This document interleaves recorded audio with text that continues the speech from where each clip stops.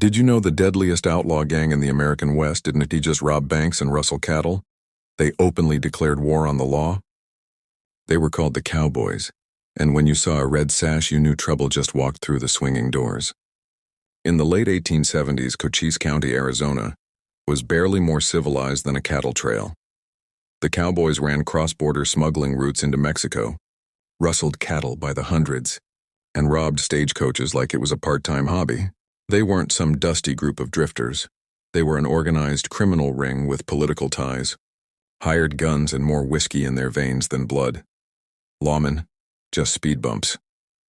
Leading the crew was Curly Bill Brocious, a charming killer with a laugh darker than midnight.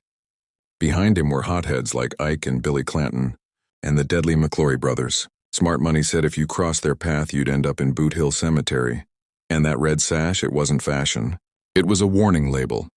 Enter Wyatt Earp, his brothers, and the sickly-looking Doc Holliday. They weren't just enforcing the law.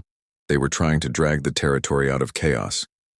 Tensions boiled until October 26, 1881, when both sides finally met behind a livery stable in Tombstone. The gunfight at the OK Corral was over in 30 seconds. Guns flashed, smoke rolled, and 3 cowboys dropped where they stood. The survivors claimed murder. The Earps called it justice. It didn't end there. The cowboys struck back in the shadows. They ambushed Virgil Earp, crippling him for life, and murdered Morgan Earp while he played pool. That was Wyatt's breaking point. He saddled up with Doc and a small posse, riding across Arizona like Judgment on horseback.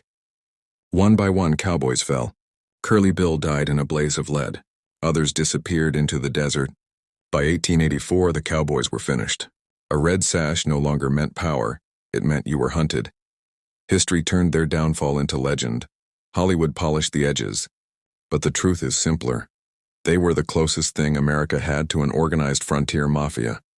And when law finally stood its ground, the West changed forever. If you like this content, don't forget to like, share, and subscribe.